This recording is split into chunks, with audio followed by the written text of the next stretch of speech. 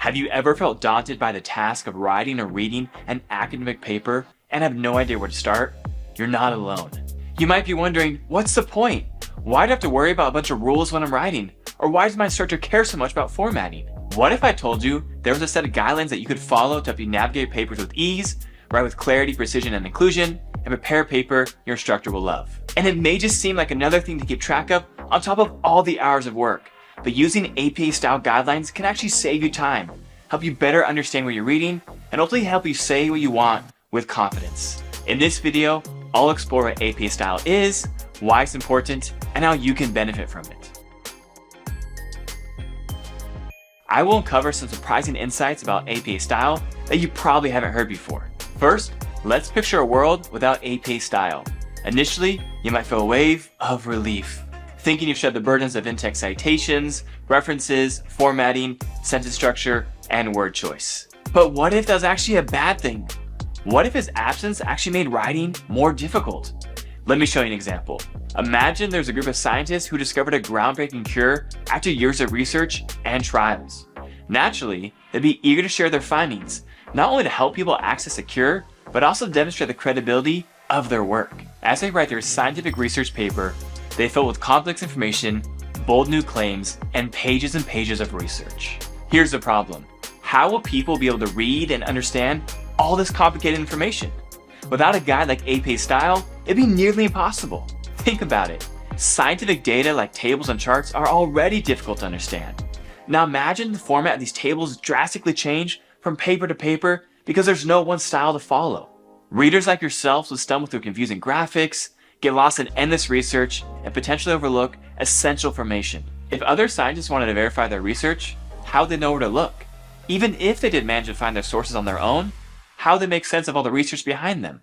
How can readers be sure the research has not been plagiarized? Also, how would it even feel relevant if the language and data used are not designed in a way that includes everyone?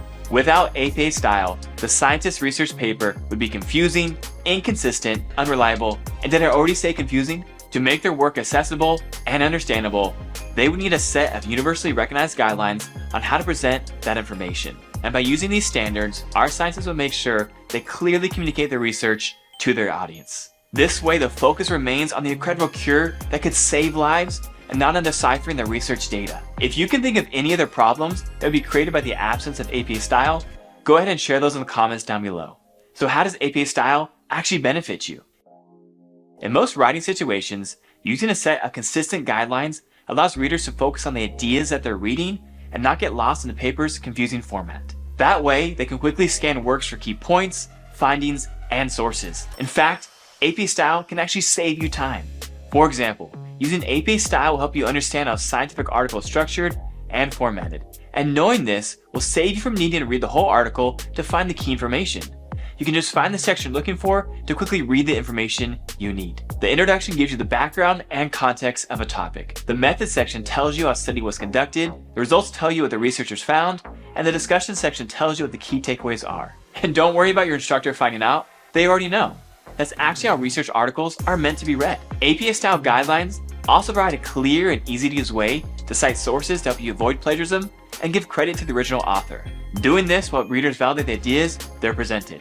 And think about it, if you're spending all your time reading something, don't you want to make sure it's true? And if someone published your thoughts in their paper, wouldn't you want them to give credit to you? Like I said before, it's important that we have a universal set of guidelines to present information. At the end of the day, APA style was created to make communication easier and not bog you down with a list of strict writing rules. It isn't about, or at least it shouldn't be about, a teacher holding a red pen, waiting to catch every little mistake you make in your formatting. The goal of APA style is simple. It's meant to help you and make writing easier. And I want to make sure this is very clear. The goal of APA style is meant to help you and make writing easier. Should I say it again? Real quick, before we move on, if you found any value so far in the video, go and smash the like button and hit subscribe. Like I said before, the goal of APA style is simple. It's meant to help people clearly communicate their ideas so that others can understand them. To achieve this, APA style focuses on three main ideas: clarity, precision, and inclusion. Clarity is about using language that people can understand. And isn't that the whole point of speaking in the first place? Next, precision is about using language that's effective and provides exact values, rather than vague words and ambiguity. Inclusion is about using language people use to describe themselves and treating people with dignity and respect. But why does APA style matter? And why should you choose it over other style guides? Simply put, APA style was specifically developed for writing about people. For example, when you're citing a source in your writing, APA style recommends you use the author's name and the date the work was published. This is important because now your readers know how recent the source is when they see the date. Providing your readers with this clarity will help them better understand what you're saying, and isn't that the whole goal? APA style is also used by diverse audiences.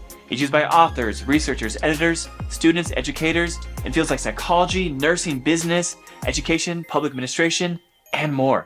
You should use APA style because it's one of the most widely used style guides by students and professionals. Now, where did APA style come from? APA style has been around for almost 100 years and was established in 1929 when a group of psychologists, anthropologists, and business managers sought to develop a simple and universal set of style guidelines to make reading scientific writing easier. So let's tell them thank you.